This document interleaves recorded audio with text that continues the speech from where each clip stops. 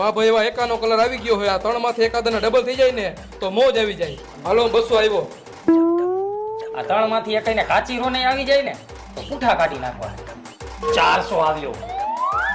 મોજ આવે એવું આવી ગયું છે. અને જ્યાં ત્રણેયને રોન જામી જાય ને ત્યાં ત્રણેયના પૂઠા કાઢી નાખું. હાલો હું 800 આવ્યો. ત્રણેય જોઈને હાલી ગયા એમ ને. હવે હુંય જોઈ લઉં.